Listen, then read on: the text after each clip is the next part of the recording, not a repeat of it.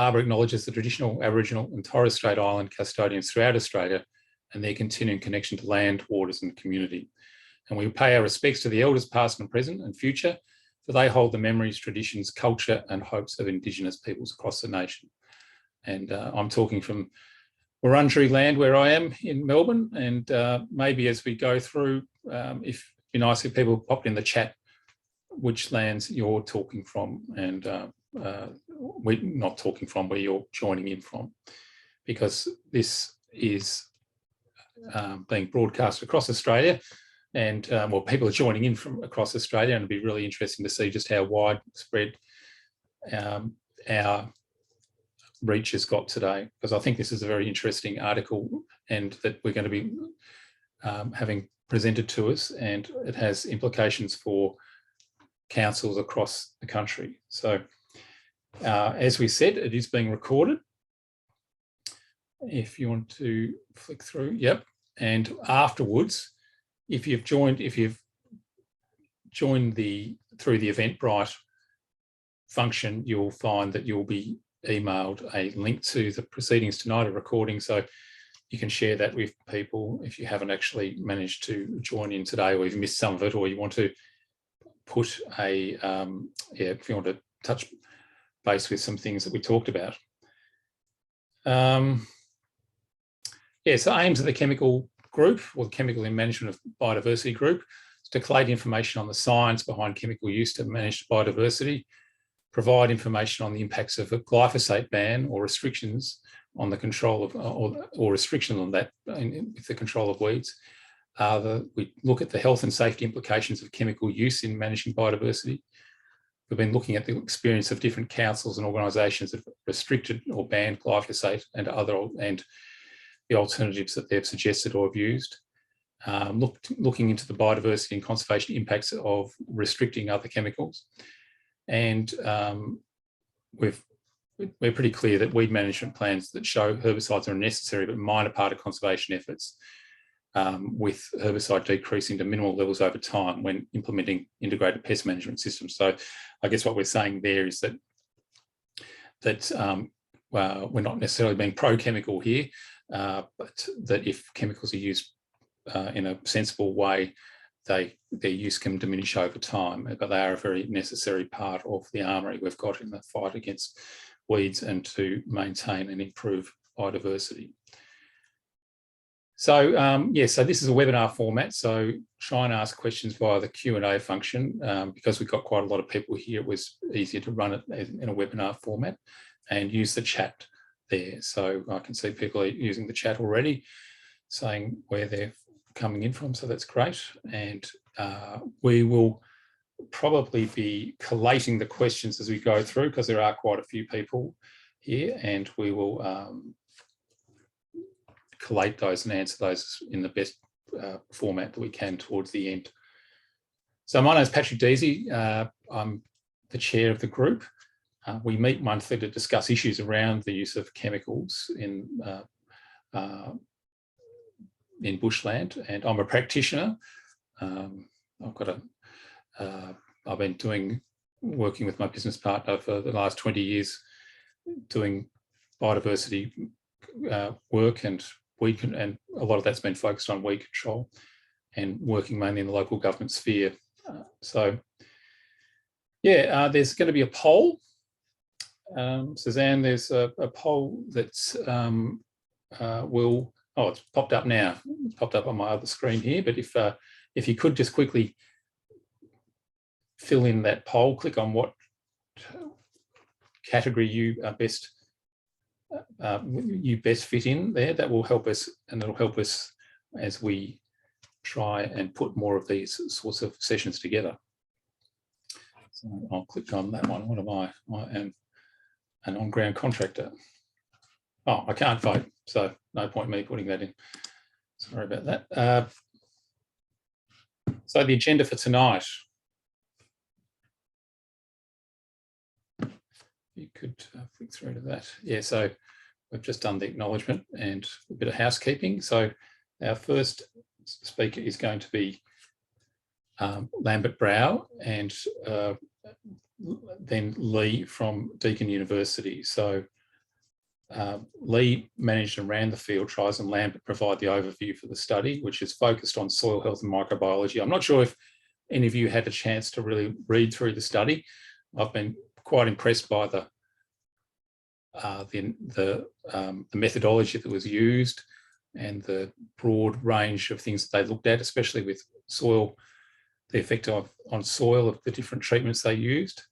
And I think it answers a lot of questions that a lot of people have been pondering over what alternatives there have been to glyphosate. And it's not necessarily just about alternatives to glyphosate, but how well some of these other herbicides work that we might use as alternatives. And yeah, so I'm just going to hand over to you, Lambert, just so we can get on with it. And yeah, if you could take it away from now. Thanks, Lambert. Thank you. Thank you very much, Patrick, and thank you everyone for your time this evening to spend a little bit of time, I guess, hearing about the work that we did. And we look forward to the questions and the comments at the end of it as well. So Lee and I are both soil biologists in a sense. Our focus is on soil biology and plant microbe interactions, but also soil health per se. And I'll just begin by sharing the screen so that we can commence the presentation.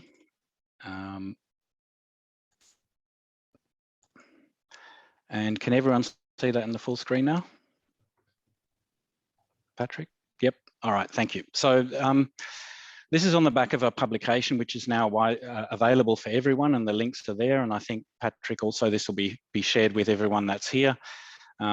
We chose specifically to publish in this particular journal so that it's available without, I guess, a paywall for anyone to access.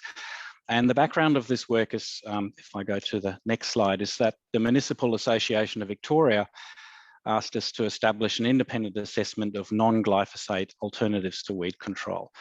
So the idea was that we were a third-party hands-off assessment of the kinds of alternative chemical and non-chemical, alternative, organic, all of the products that are out there in the market, and to see how they stack up to glyphosate, and also to see how they impact the soil per se. We're not asked specifically to make any recommendations, but literally just to see how these things worked within the confines of the work that we're asked to do. So what we did is we assessed the efficacy of the following weed management strategies that you can see listed on the slide in front of you. So there was 10 of these, and all of these were compared against a negative control. So in other words, the weeds were allowed to grow as they would over the time, and of course glyphosate as the positive control or the standard. What we did is we also assessed, apart from the effect of these products, is the microbial abundance and diversity within the soil.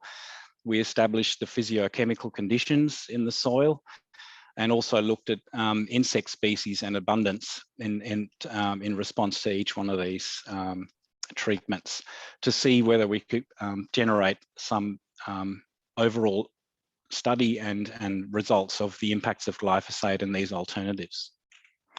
So the alternatives are listed to here in front of you now, and these are the stock concentrations and the dilutions and the final concentrations. All of these were used as recommended by the manufacturers. All of these products were available in standard stores such as Bunnings or other stores where you might be able to obtain these. They're a mix of chemical alternatives to glyphosate, and they also include some products that are being marketed as organic or alternative products, and then steam as a physical methodology of treating the weeds as well. To make sure that we had some coverage across the different types of soil types that are relevant to Melbourne, one site was chosen in Vermont South, which is a heavy clay soil type. It had very long plant growth particularly, and most of you remember over the last 12 months, we've had very good rain. So on the back of that, very good growth of weeds over the time. And the Aspendale site, which is more of a sandy soil type, very close, of course, to the bay, weeds more of a moderate length, and the density was different as well. So the 10 weed management strategies that we undertook were all applied seasonally over 4 time points over a 12-month period, and that's what we were asked to undertake. So we started in winter last year, then moved on to spring, summer, and then wrapped up with an autumn treatment and assessment for each one of these. And the effect of the weed treatments for each one of these was assessed 4 weeks after and 12 weeks post-treatment. We were fortunate with the lockdowns that we had last year, and also this year we managed to get out there and take all of the samples and the treatments as the 12 months rolled on. So the trial design was replicated in each of the sites. So you can see on the left-hand side, the positive treatment was the glyphosate treatment. We had 5 1 square meter plots which were treated with glyphosate, and a negative control, I guess, which was allowed to grow without any treatments. And then T1 to T10 represents the alternatives that were utilized. So this is one particular plot. This was replicated 3 times at Aspendale, and also replicated 3 times at Vermont South. So we not only had technical replicates, which is what you can see in front of you, but the 3 separate versions of each one of these then represents our biological replicates, to make sure that we had some statistical rigor around the assessments that we did, not only in the growth of the weeds, but also the impact on the soil biota, etc. So I'll hand over to Lee Hudek, who was instrumental in running the trials and also taking the assessment. Thank you, Lee. Thanks, Lambert, and thanks everyone for the opportunity to present this tonight. So this is going to be a bit interesting. Lambert's going to be coordinating the mouse for this while I talk, so we'll do our best to highlight the things we need to, but I guess we'll give a general overview of these, and if people have questions about specific data points or anything, we'll cover those during question time. But I'll point out for the 4-week data, and it's pretty consistent throughout each of the seasons, particularly at Aspendale, that at 4 weeks we had a pretty mixed response across the products. The main thing I guess, that we see of value is the 12-week data, which is that longer term impact. As I run through the 4-week data though, initially, so I'll cover this once to give you the background, but we've got our glyphosate next to our negative control there. So the negative control is 100% coverage. And then as we move across, we've got our, I guess, positive control there being the glyphosate, which previously would have been the benchmark, I guess, for herbicides used to manage weeds. And then we move across, we've got pine oil, which is a contact-based herbicide. We've got our glyphosate, which is similar in mode of action to glyphosate, but I'll touch on that more in a moment. We have non-anoic acid, which again is a contact-based product. So these contact-based ones literally work by burning plant tissue or coating it with an oil that inhibits oxygen transfer and basically suffocates the plant tissue. We then have NCPA dicamba, which is a selective herbicide. So in this one, it's used a lot in grass areas to remove broadleaf weeds. And then we have our acetic acid and hydrochloric acid, which again, contact-based, so burns. We have prodiamine next, which is again, another selective herbicide, typically used on sporting fields, for example, for those broadleaf weeds that come up in grass areas. We have a clove oil-based product, which is another contact one. We have imazapyr, which imazapyr is the main product we use that has pre-emergence effects and a long residual lifetime, which we'll talk about that a bit later. And you'll see, particularly at the 4-week for this first set of graphs, is there's no significant impact for that imazapyr treatment because it takes a long time or a bit longer than the other products for it to be incorporated into the plants, metabolized and have an impact. And then the last one we have is steam, which at 4 weeks, steam is great. It has a really strong initial impact and physically destroys the weeds quite quickly. And so you can see there's a mixed trend between the 2 sites, which is largely attributed to the weed coverage, as Lambert mentioned, in terms of length of weeds, density, and general sort of factors for the areas or the environmental conditions. Interestingly, when we look at the 12-week response, apart from steam, which you'll see, steam interestingly seemed to have a bit of a cumulative effect, which was good to see, that it was able to have that sort of longer term viability at reducing weeds. But at the first round or first seasonal treatment, we didn't see that. So it was definitely a cumulative effect, as you'll see in the next few slides. The definite trend at the 12-week mark was consistently glyphosate, glufosinate, and imazapyr. They were all effective at significantly reducing plant coverage, but there was some seasonal variation at the 12-week mark with those products too, which we'll talk about that as we move forward. So as we move from winter to spring,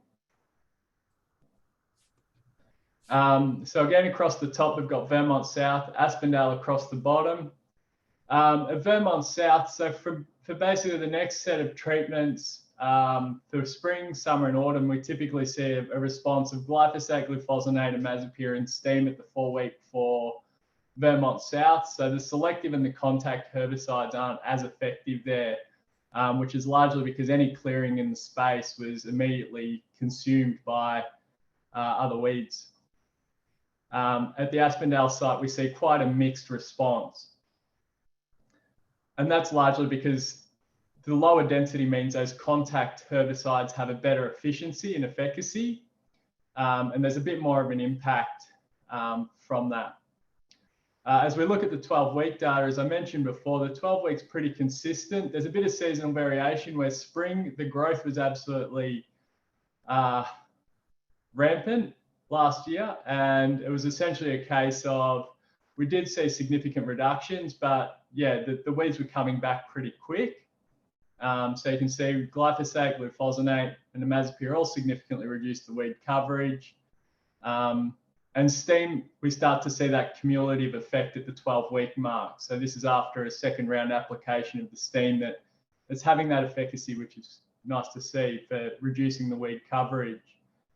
And as we move to summer, so summer had quite a lot of rain, quite a lot of sunshine, and quite a lot of weed growth. As everyone can remember back to nature strips that were quite wild, as they're starting to get that way again. But as I said before, we saw a very similar trend right through after that initial treatment for the products at Vermont South at 4 weeks. And it matches that 12-week response, where essentially it's glyphosate, glufosinate, imazapyr, and steam. So there's a really strong trend there for the products that work. They work consistently, particularly at that 12-week mark. And we still get variable changes at the 4 weeks for Aspendale, which is really linked to changes in the weed profile coming through seasonally. And as we go to the last round, which will be the autumn round, again, it's the same trend as we've seen for the last two examples or 2 treatments. Glyphosate, glufosinate, imazapyr, and steam, really effective at 4 weeks at Vermont South, really holding that weed coverage down at the 12-week mark at both sites. And you can see that steam is really having that increase in cumulative effect again, where we see a good significant reduction in that coverage there. One of the things to note, there is a bit of a variable response for glufosinate across the 12-week marks. And one of the things that we pointed out was glufosinate a bit interesting. It's similar to glyphosate in its mode of action and its metabolism, but there's also a lot of sensitivity around glyphosate and things like daylight and its metabolism and uptake by plants. One of the things that we tried to control for was to make sure all the applications were managed and repeated at the same time of day, particularly for glufosinate, which the recommended application for that is during mornings, so that it's got time to be taken up into the plants and metabolized during daylight hours. So the variation in glufosinate, for example, could be linked to the plants not being as active because it's a gloomy day followed by a day of rainfall, which we did our best to manage the weather. We're lucky to be able to get out there on days it wasn't raining and do this, but for 24 or 48 hours after we'd done the treatments, the weather was kind of out of our hands. But it was interesting to see, regardless, that the glufosinate treatment was a bit more variable compared to the glyphosate. The imazapyr treatment obviously significantly reduced it across the board after those first initial treatments. And the steam really at 4 weeks, it's knocked the weeds back, and then, you know, that cumulative effect.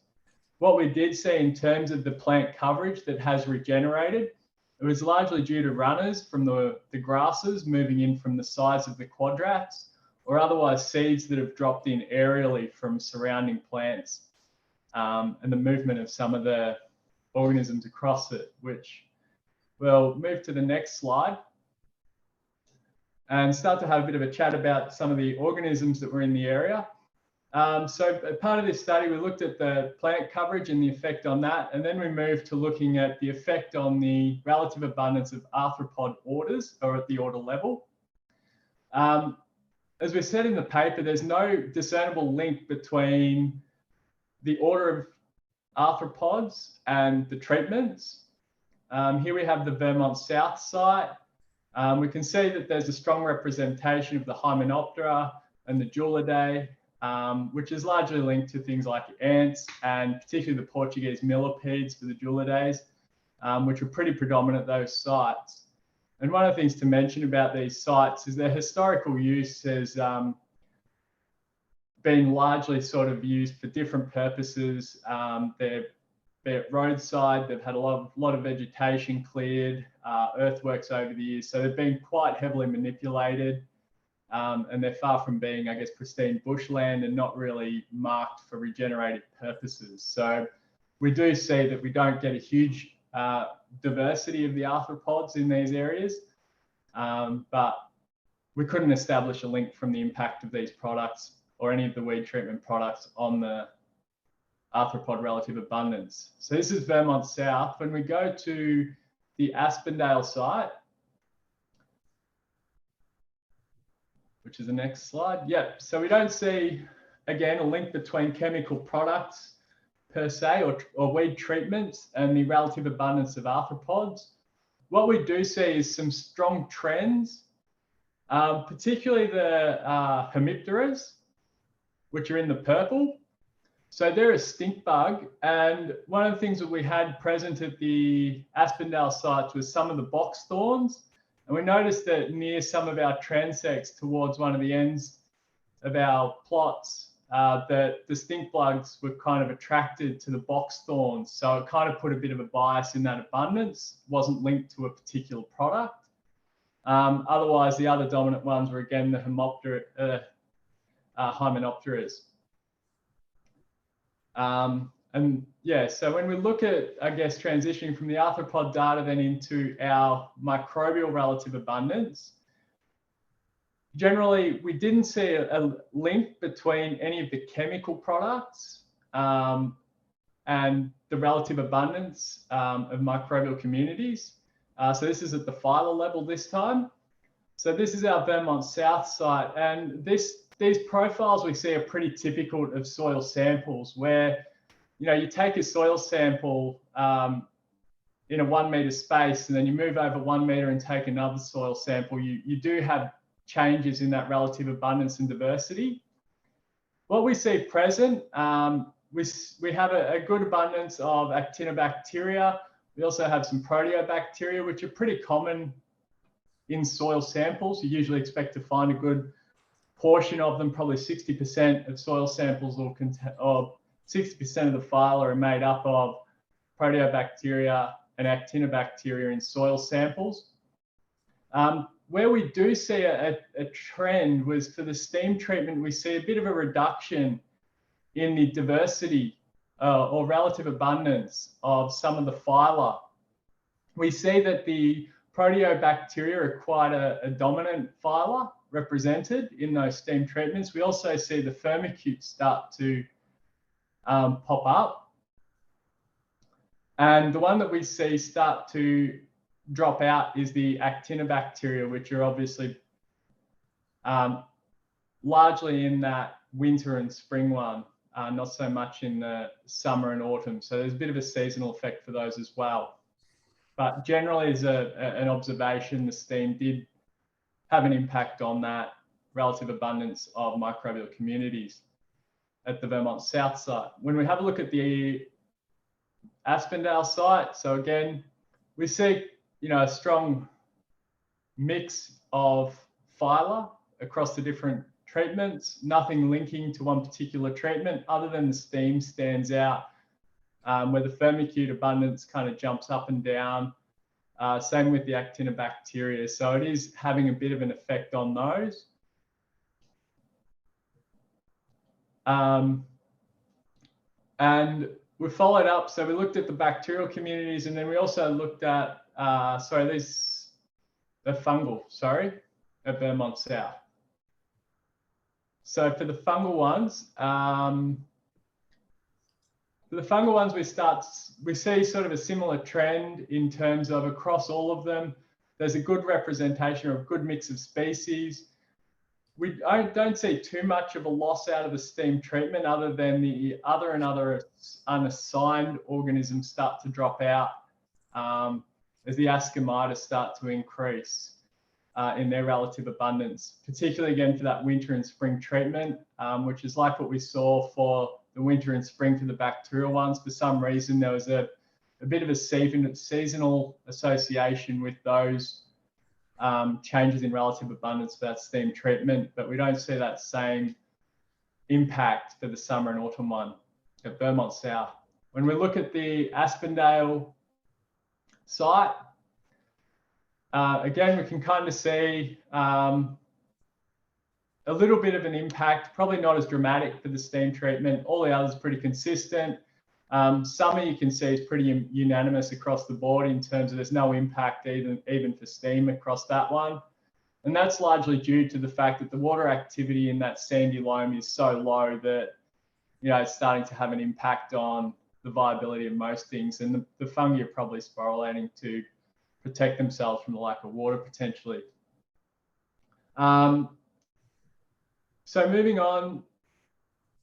So we looked at the chemical and physical properties. So this was a cumulative assessment where after the 12 months and we'd done our 4 seasonal applications, we went through and took soil samples from each of the quadrats within each of the transects for each of the blocks. Given this was a destructive process, we could only do it once and it had to be at the end of the experiment because we literally dug up the center of all our quadrats to do this process. We outsourced the analysis to another accredited facility. And ultimately what we saw, there was an interesting trend for glyphosate at a couple of the sites, as well as imazapyr at Vermont South, but we had a slight increase in nitrogen. We attribute that possibly to the removal of the plant material, which the plants would be normally taking that small amount of nitrogen out of the system for their metabolism. But it's not a huge increase, so nothing too alarming. The other sort of standout value we had from our sort of physical chemical analyses was one of the sites at Vermont South had a high level of cobalt popped up, which it was one of the steam sites, but it's not attributed to the steam treatment, but rather historical land use where someone's probably dumped a contaminated soil or a car battery or something in there and it's leaching through the soil profile. So it's certainly not associated with the steam treatment. It just happened that whatever was in the soil that produced that cobalt was in that treatment site. And then to sort of finally wrap up and give a bit of context to these products, and when we think about alternatives and we start to think about the safety of these products as well. And even in ordering some of these products, there were other chemicals that we considered trialing that were ruled out as being viable because they were classified as quite dangerous to handle, hard to store, and just not feasible for use. So they were ruled out and helped us get this short list of 10 treatments. It's interesting to note that for the alternatives we use, glyphosate, imazapyr, the nonanoic acid, clove oil, and glufosinate are all Schedule 5 poisons, so to be used with caution. In terms of containment, storage, it's just general well-ventilated area, keeping a spill tray so they're contained, wear the proper PPE, which I'll reiterate that point in a moment. Interestingly, some of the contact herbicides, particularly the acetic acid and hydrochloric acid-based product, the pine oil-based product, they're classified as Schedule 6, so they're classified as poisons and immediately have a higher risk associated with them than the glyphosate, glyphosate, imazapyr, nonanoic acid, or clove oil. Particularly, it was to do with the fact that they were concentrated products that we purchased in that had to be diluted. As part of their storage, the hydrochloric acid and acetic acid product needs to be kept in a dedicated corrosives cabinet and in a well-ventilated area. It needs to be kept away from metals, for example, because the vapors, if not sealed properly, can cause corrosion. There's also things like burns associated with these products. MCPA and dicamba, which is one of the selective herbicides, is also a Schedule 6 poison, and there's a lot of historical data around dicamba and its potential health effects. Prodiamine is exempt. We assume that this is just because of the lack of data that's available on this product. Glyphosate and imazapyr, as I mentioned, they're both Schedule 5 poison, classified as hazardous. They're not classified as dangerous good, and they have the signal word warning. Neither of those products are classified as carcinogens or probable carcinogens by the AABR. So from that side of it, there's a slight difference there to potentially what would be some of the other products classifications. For the steaming, steaming has a slightly different set of risks compared to the chemical products. Obviously, steaming, using hot water, there's risks associated with the exposure to that. And I guess it's going to come down to common sense, but having well-detailed management plans to inform the users of the risks of the steam, so the heat, the exposure to the fuel. And one of the big things for the unit we used, it actually had a diesel-powered generator associated with the heating element that heated the water to generate the steam. Diesel exhaust fume emissions are classified as a carcinogen, and it's probably best in management plans to, reiterate that operators need to stand upwind from the unit because prolonged exposure to diesel fumes has been known to be deleterious for health. And just kind of a general statement that was for any herbicide or agent being used, really rigorous management plans need to be developed by whoever's leading the team, and also in conjunction with the operators or the people that are going to be using these products. It needs to be reiterated. Things like PPE should always be worn, regardless of the product. A lot of these products contain things like surfactants and salts that aren't listed in their active constituents or labeling. It can still be irritants to the eyes or the skin, so it's always best to protect. And so that goes into your management plans, and also general ventilation requirements. These things need to be taken into account. As I mentioned, for things like the acidic products, you need to make sure that you're using corrosive cabinets, things like that, to manage those products. And they come under the engineering solutions. So making sure you've got those corrosive cabinets and ventilation areas. So I'll hand over to Lambert again, who's going to wrap up the conclusion on this. And thanks everyone for your time, and we'll see you in the comments.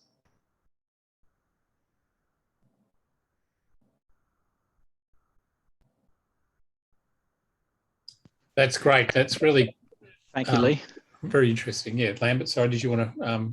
Yeah, there's still another slide, I think, to come, is there? Yeah. Yeah, so the final slide is that glyphosate did reduce weed coverage. It was less effective in our study. The cost was greater than the glyphosate, and the effect of glyphosate is affected by weather and the time of application, as Lee has talked about. And glyphosate is a contact herbicide with some systemic action, as opposed to glyphosate, which is entirely systemic. But it is a chemical relative to glyphosate. Imazapyr is highly effective, but there are risks of off-target effects. It does move through the soil profile. very much so, so therefore becomes non-selective. But perhaps it does have a role in long-term clearing of weeds. We used a particular commercially available unit that was lent to us by one of the councils. There are many different steam units available. In this particular case, Lee has talked about some of the issues with regards to using that. There are initial capital costs, there are operating costs depending on the servicing that's required for steam units. You do require access to water and accessibility depending on the size of the steam unit. And depending on the steam unit that you're using, there may or may not be a high time requirement.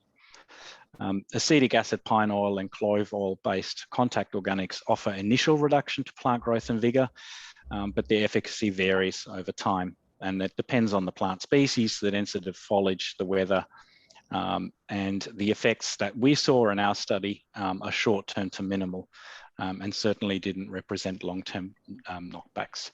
So I'll stop sharing now, Patrick, and hand back to you. Thanks very much. Maybe if you could just, before we move on to Lee, I know there's going to be a few questions about cost. You did look at square metre rates, did you, in the trial, or on what the various rates? So with regards to cost, we've left those out at this point. So we haven't disclosed the manufacturers or any of the products we've used for legal reasons, and we've kept the costs out of it at this point for this audience, because the cost we paid varies a lot to what commercial users would pay. So we were buying smaller volumes. We don't necessarily have the same agreements with the same providers. So the costs that we paid are probably a little bit out of context at this level. Okay, no, that's good. All right, well, we'll move on to you, Lee James. Lee James is a Bushland Coordinator at Kingston Council and has been there for quite some time. And Lee was at the cutting edge, or the bleeding edge, shall we say, of a ban on glyphosate that directly impacted the management of the native vegetation, and also he has pretty good understanding of how it affected the impact on the maintenance of amenity beds and other amenity areas there. So Lee, if you could just explain to us a bit about how it affected you guys and how this report might have helped, or what other factors might have helped in the eventual partial amelioration of the glyphosate ban. Thanks.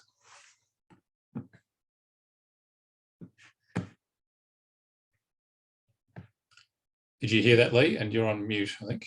Yeah, sorry, I thought I was going to go straight to the my PowerPoint that I presented, because I wasn't sure if I'd drop out. I'm not sure if Susan's having troubles with the voiceover. We can hear you now, and we've got the PowerPoint there. Can you see the PowerPoint? Yeah, I can check. Has your PowerPoint got a voiceover? Yeah, it has, Susan. Oh, sorry, I didn't realise that, Lee. Sorry. Okay, no worries. Hold on. No.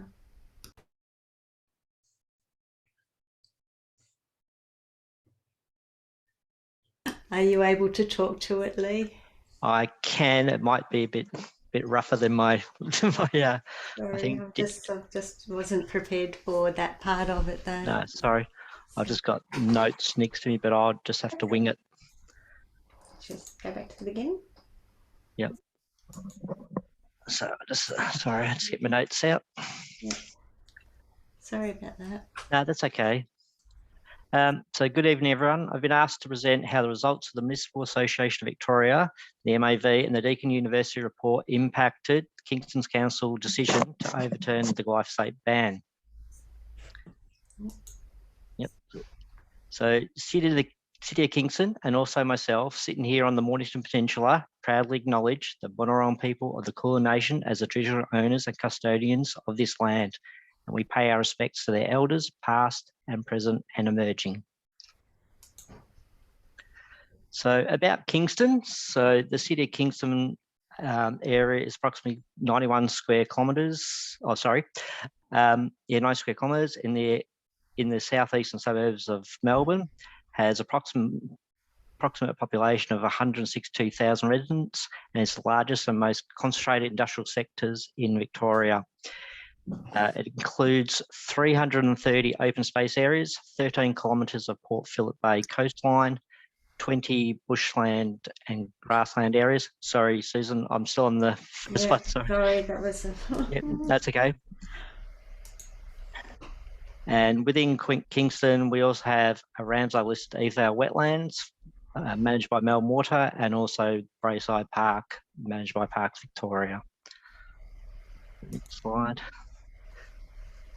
So the lead up to the council, the council ban. So at Kingston, we've always had our weed control has always been an integrated management approach consisting of chemical, manual, mechanical, and burning techniques.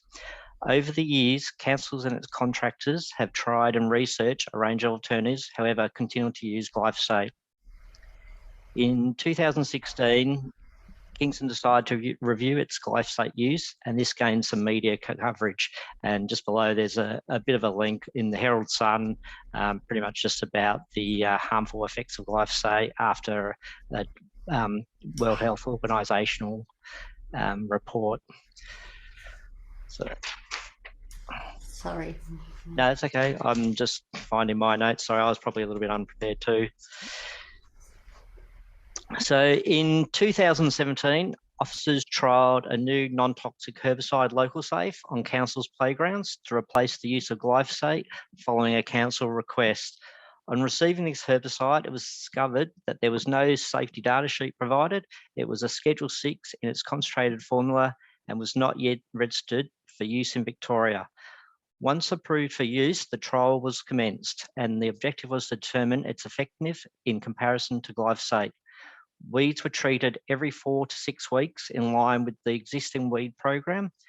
The herbicide was applied in accordance with the label recommendations, and with this frequency of application, local safe failed to properly control weeds, which were quickly presented a tripping hazard within the playgrounds as weeds continued to reshoot and establish. In October 2019, Kingston Council resolved to eliminate the use of glyphosate from all open spaces areas, and we sought alternatives.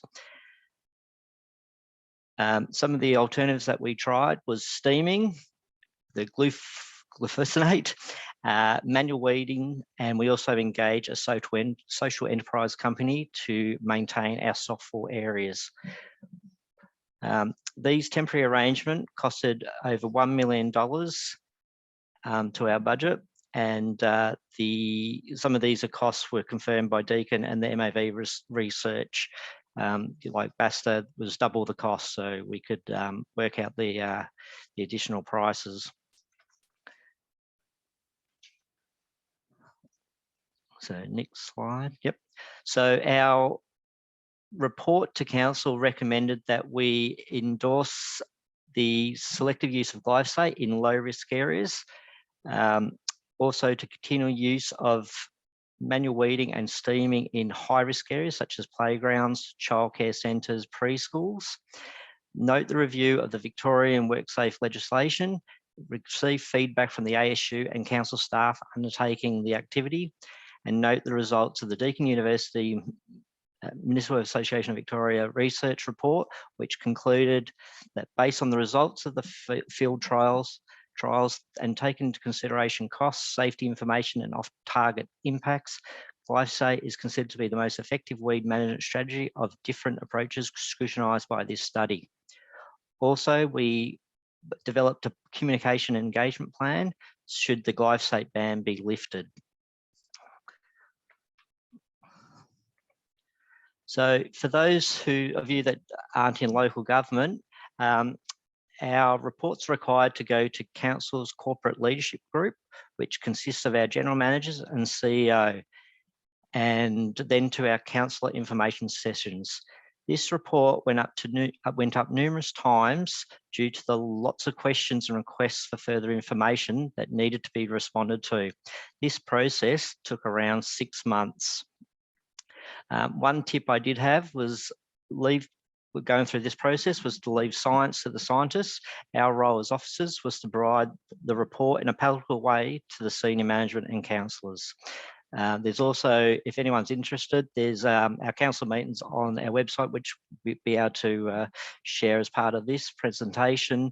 The council meeting went for 3 hours, but the council's discussion on glyphosate was from item number 10.3, and it went for 35 minutes. Very interesting discussion about glyphosate, if anyone's interested.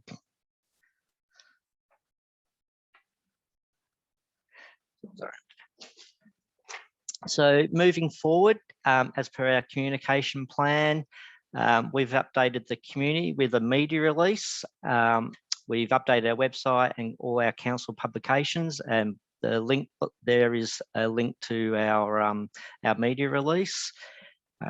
We've actually now updated our signage and developed glyphosate information cards for staff and contractors to hand out to residents. We've also started to review all our sites, the risk, whether they're high or low. We are currently just updating any staff chemical cert training, and PPE is required, and we're going to update staff training to match existing record data. Pretty much what that means is we are going to need to match our applicators to their training for quick response to any request about people being up to date with their training. Sorry, if you can go back, Susan. Just 2 slides. Thank you. So that's a copy of our information card that we've just had approved to go out. And then the next one is just a copy of the signage. Yep, so they're the signs that staff are going to be using. And then my final slide. And then to overturn the decision, the report addressed the following. So we made sure we covered off on legal advice sought for council's obligations for OH&S under the OH&S Act. We responded to all councillor questions and senior management questions. We were in line with the other councils. Frankston City Council also overturned their ban, so we made sure we benchmark against other local councils. Glyphosate use was endorsed by government bodies, so the World Health Organization compares that glyphosate poses no greater risk to applicants or the public than red meat and mobile phone use. The APVMA and also WorkSafe, who provide information worksheets outlining duties of employees. It's safe to use and that it's not a health risk in controlled use. We ensured that it was endorsed by the majority of our community, as open space quality had declined due to the increase in weed cover and the amount of complaints we got since glyphosate was banned. So we're actually going back to just have to look at all our low risk locations again, and also had to be heavily endorsed by staff. And then the final bits of the puddle was the report that the MAV and Deakin, the report and the results in that report, pretty much the final piece of the puzzle for us to take this to council and get it approved, get it resolved to be the decision to change back to using glyphosate.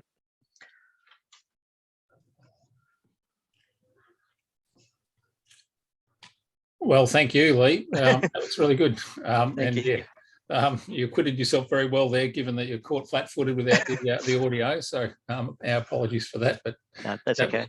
That was really good and really interesting to see straight away. What was $1 million extra?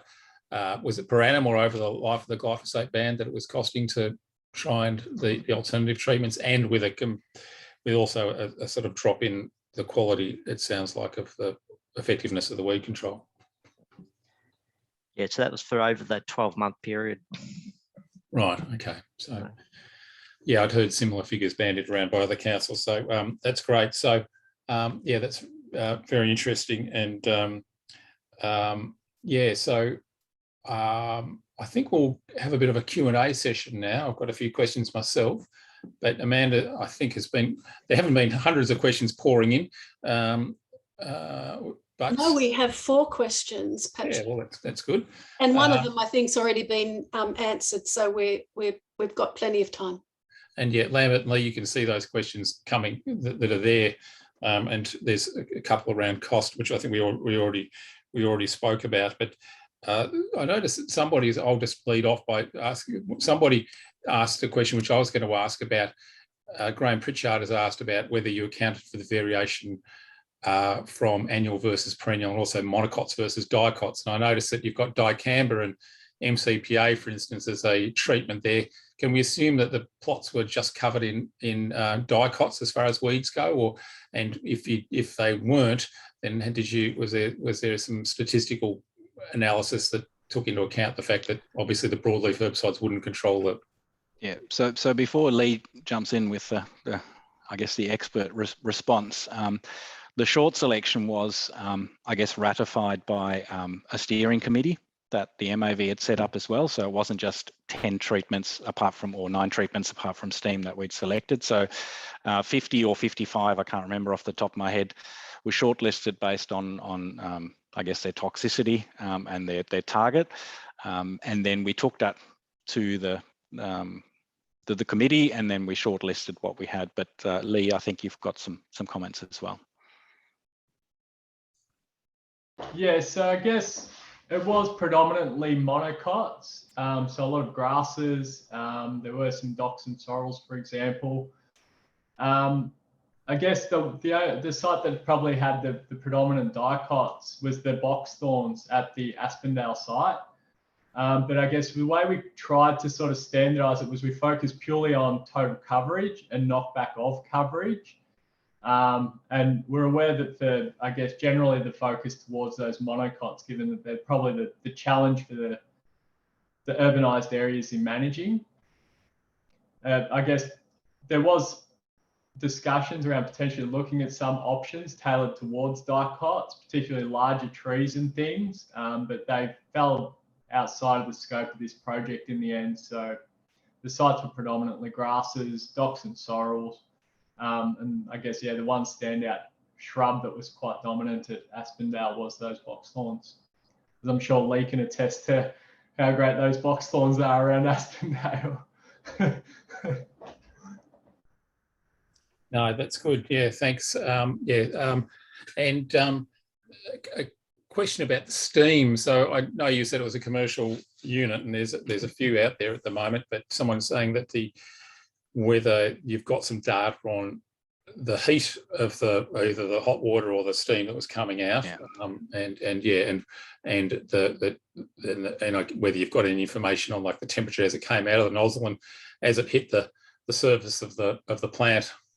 So we ran the unit within the instructions that were given to us by the councils that lent us the machine, and that also, I guess, reflect the manufacturer's suggestions. And we made sure that when we applied the treatment to the plot, that it wasn't below temperature to make sure that it was operating at maximum efficacy. Lee, did you want to add anything there? Yeah, so the unit we used did not have, I guess, sensors or anything on the lances to be able to give an accurate measurement of pressure or heat at the lance or at the weed. It did have a temperature dial, digital temperature dial, which I can tell you we spent a lot of time looking at it, and it was one of the things that we noticed was quite cumbersome, was the fact that you basically needed someone to stand there and watch the temperature dial, because over time the temperature would fluctuate and quite often drop below optimum operating temperature. With regards to pressure, I think every time we used the unit, we struggled to get consistent pressure. We had issues with the water pump at one point dying on one of the rounds of treatments. We did have a few issues with the units we use, with lack of consistency. But, you know, that may have just been due to the units we were using. And we did follow the operating procedures, the manuals that came with it. We got quite intimate with those, having to troubleshoot issues we constantly faced with the steaming unit. Okay, that's good. I think just on the, and there's a few questions about the steam per se. I think we acknowledge there is numerous units in the market of varying size, and I think an analysis of whether steam is suitable will need to be based on the particular unit that the councils or the organisation is choosing. And I think we used a particular one, and I think that's probably appropriate. Yeah. Having tried some steam units myself, we do a lot of traditional application with rig sprays. I was quite surprised by the length of time it takes to treat an area with steam. So did you do any measurements on time? I know this is not a cost-based exercise really, but yeah. No, that was captured in the paper to make sure that so the article that's linked to this does actually reflect the time that was required to make sure that what we didn't want to do is underdo the treatment so that steam would be misrepresented as an effective treatment by us not making sure we took the time. Okay. And we did follow the manufacturer's guidance on that. It was like I can't remember off the top of my head, about a 10 or 15 second time period that you had to apply the lance to a particular position. Lance had to be contacting the weed surface. You held it in place, held the trigger for that 10 to 15 seconds, or basically held the trigger and hoped that it was going to hold temperature for that period. And then just basically kept moving it across the transect to cover the whole transect. Yeah, it took about 10 minutes to do a 1 meter squared area when the unit was operating efficiently. There were some instances where I think that one of the days we used it, we essentially burnt about 6 hours doing the, 3x5 1 meter square quadrats. So when it worked efficiently, it wasn't too bad, but there was one time we blew out a whole day and used nearly 900 litres of water in that 6 hours trying to do it. So we did have some trials and tribulations with it, and we were excited to see out of the back of it that there was a bit of a cumulative effect. But yeah, look, from the point of view, we used a particular system. In fact, I think we used 2 units during that process, and both of them had a couple of issues that made it difficult to use them reproducibly. Yeah, and interesting you make the points about the health and safety issues. I mean, having used one myself, the diesel, and I managed to stupidly burn myself on the handle, which is I put down to operator error rather than the fault of the machine. But yeah, there's definitely, people see steam as hot water, and what could be more natural than that. But it's the amount of diesel I calculated that's needed to get through a day was quite a lot. I found when you looked at the amount of diesel just to heat the water, let alone run the pumps. Yeah, I don't want to put the boot into steam so much, but it's the costs are quite significant. So there are some other questions here. Yes, what's Amanda? What's a good question to ask next? Okay. There was another question about the length of time that the steam was held, but I think you've addressed that. Tim Farrell was saying that they use 4 seconds, but I guess for this study, that's you've clearly said you used the manufacturer's guidelines, which are 10 to 20. So if there's a follow-up question from Tim on that, he can put that in the Q&A. There is a question about, did you do a full species list before and after each treatment? I'm assuming the full species that Robert is referring to, no, not Robert, sorry, Ella is referring to other species of weeds, not the species of invertebrates. And if we... Yeah, so we did look at the species. There was a comprehensive list of the species before we started the treatment. We did some preliminary assessments throughout and again at the end of it, but like for the Amazapir example, there was nothing present, for example. And a lot of that data we essentially just classified as preliminary because it wasn't consistent enough to publish, and it didn't really add much value to it, except for, I guess, in the case of the selective herbicides, for example, but it wasn't really the focus of the outcomes of this. It was more about that total weed coverage reduction. So from that side of it, no, we didn't publish that information, but we do have a list of some of the changes, but it's preliminary at best. Yeah, and it was a comparative study, always against a negative control. So I guess that's the way we worked with it. There's a few for Lee James, actually, Patrick. Yeah. I think that might be particularly useful. Yes, to be Lee, there's answered. people asking a bit about using glyphosate. So someone's saying, well, why have a ban around schools, preschools, high traffic areas when glyphosate is safe to use, poses little risk when you use it correctly? It sounds like a political decision and not based on science. So I guess the question is, yeah. No, it was pretty much, yeah, as you're saying, based on community concerns. So it was seen as a higher risk. So all those the preschool type places. So I think getting this through was only attending to lower risk sites. So yeah. Yeah, I think that's just a political reality that yeah, you need to choose your battles, and yep.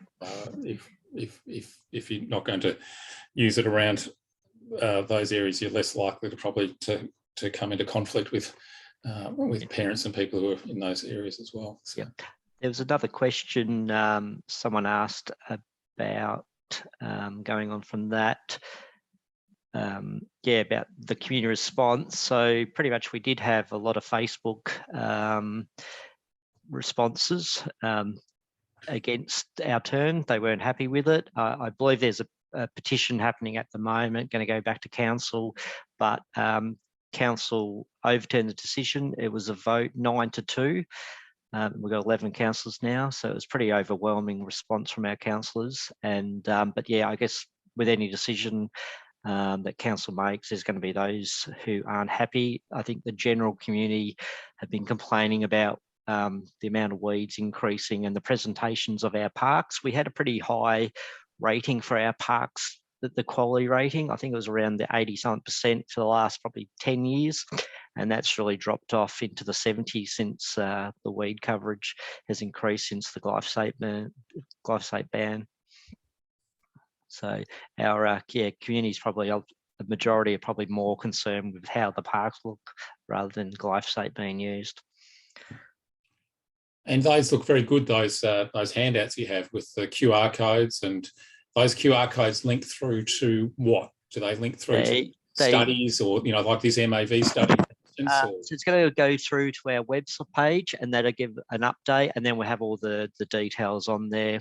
And yeah, so we can update it pretty regularly. So yeah, it's probably pretty new to us, or new to me, all this technology, but it's out there and we've got to use it and use it smartly. Someone's asking, following on from that, like what training you've had to provide to your in-field operators to enable them to deal with the public.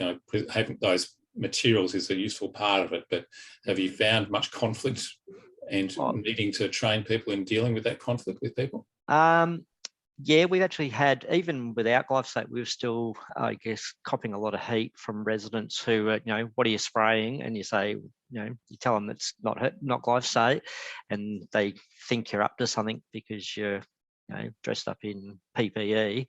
They think you were, you know, they thought we were spraying glyphosate, and they're pretty much not concerned about any other chemical. But yeah, the crews have been pretty well aware of the heat they cop, and I guess this was a way to alleviate the I guess the interruption to their work, but also not get caught up in a long discussion. So it's pretty much passing it back to it's a council decision. I think there's some residents out there that think that we've just, you know, just decided on a whim to make a change to the glyphosate ban, but it's gone through council, and we try to make clear to the residents that it was a council decision and we're following the directive of our council. So, and with the training, it was probably more, I guess, probably more due to COVID as well, that we're just have to make sure that everyone's up to date with their training. And even if people are a bit rusty, we're just going to get everyone trained so everyone's on the same page, and linking it to when we use the chemical, use glyphosate, that we have the training record So a report can be produced to our councillors that these are the areas we spray with glyphosate. So I guess that's going to be the high risk and low risk areas, but also making sure that everyone's been trained, because yeah, that would be our downfall if we don't adhere to a council resolution. Okay. There's another question, Patrick, if you want me to jump in, and it's for Lambert and Lee. What about sequential use of different treatments rather than the same? Yep. That another study. I don't know whether you considered that, but if you could comment on that, that would be great. That question was from Graham Pritchard.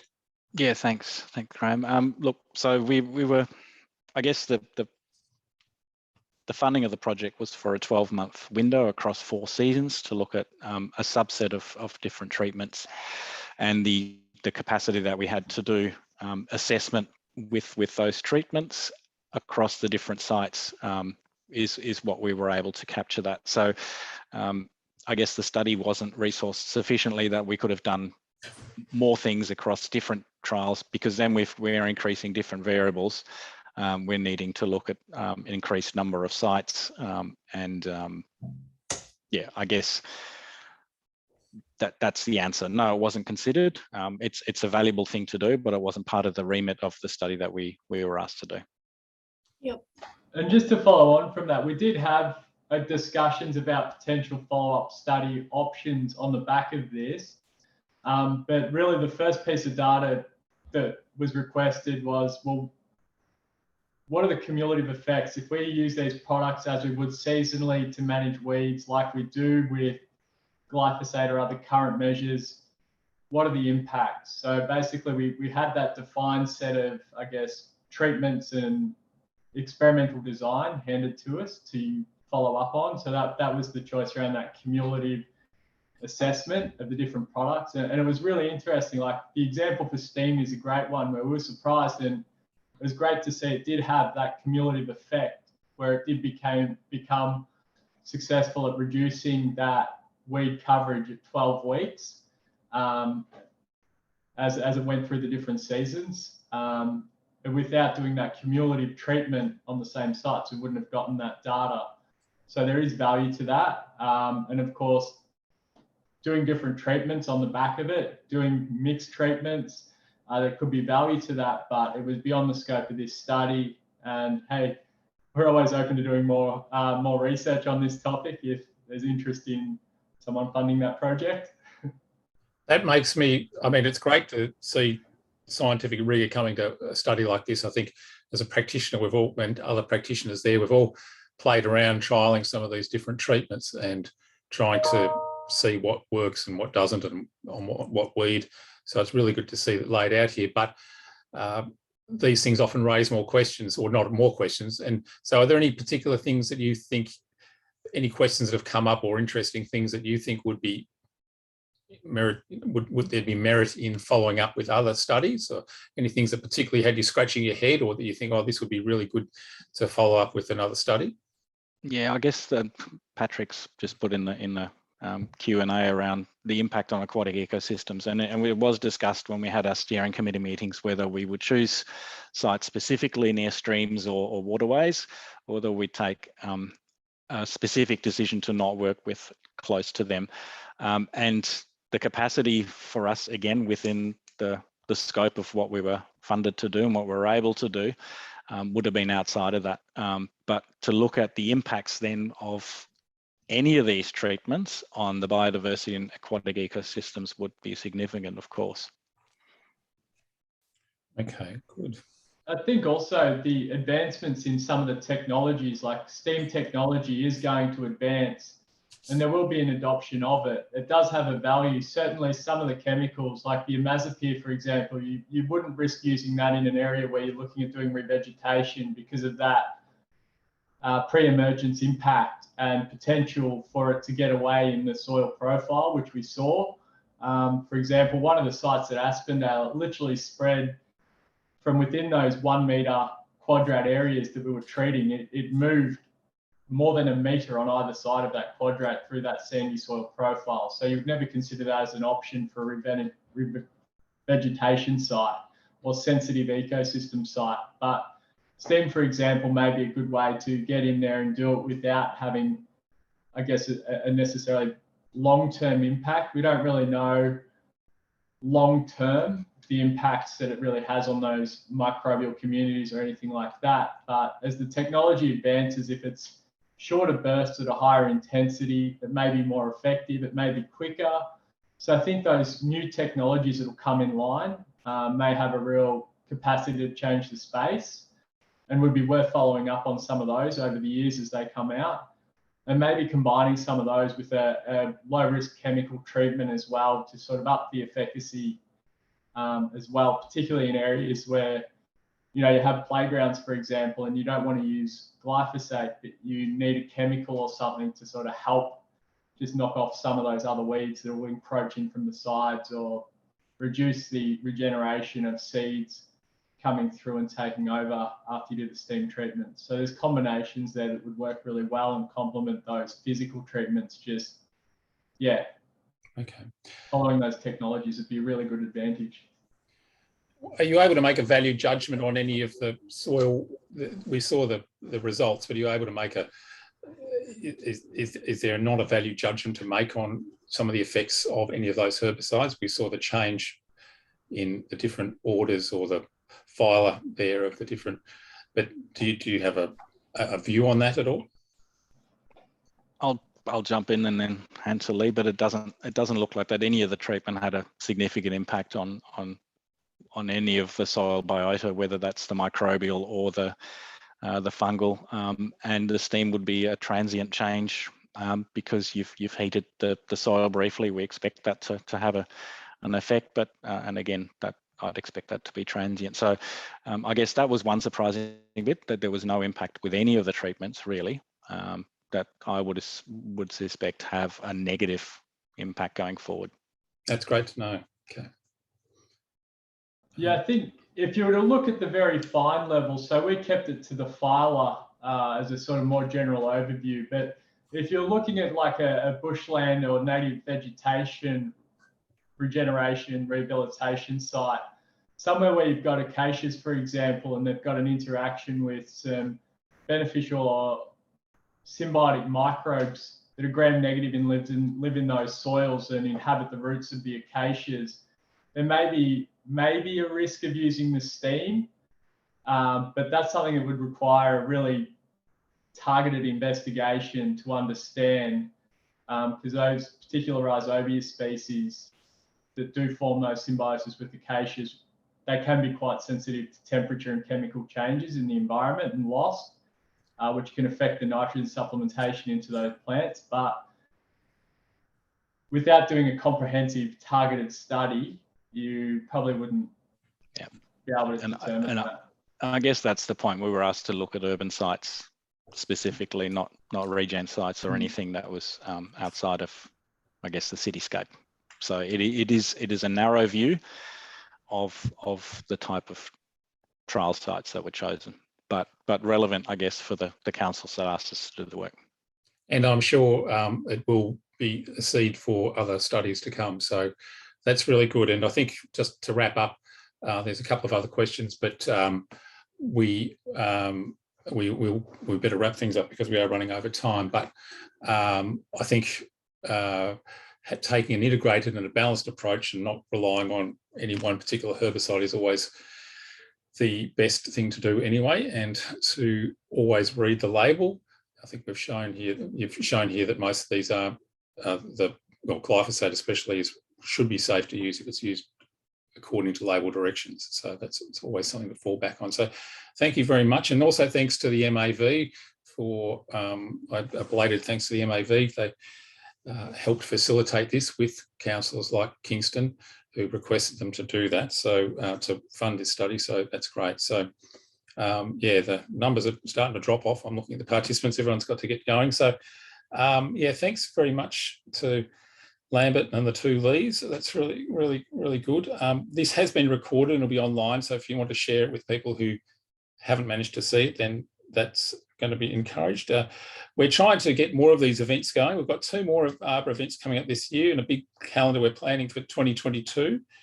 And so have a look at our website for links. There's going to be an interesting one next, coming up quickly in December on drones, tips and techniques of bush regenerators. I think we're all very interested in what drone and robot technology might have in store for us.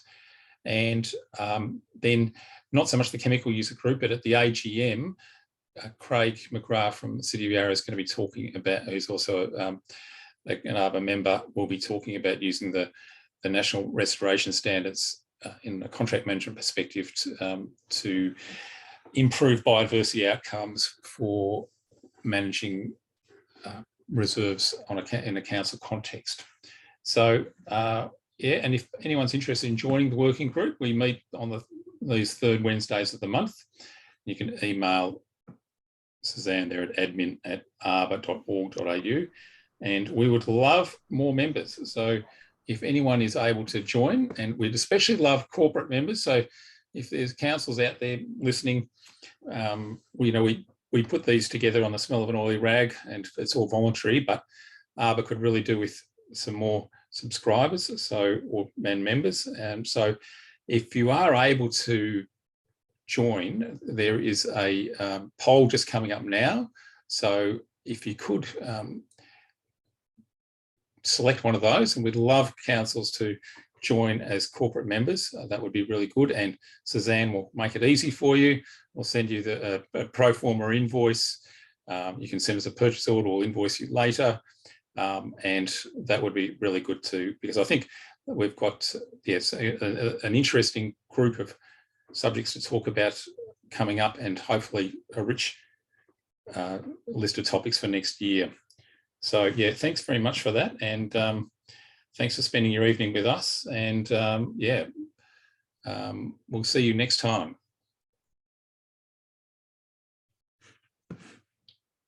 So I guess we could officially call the meeting ended.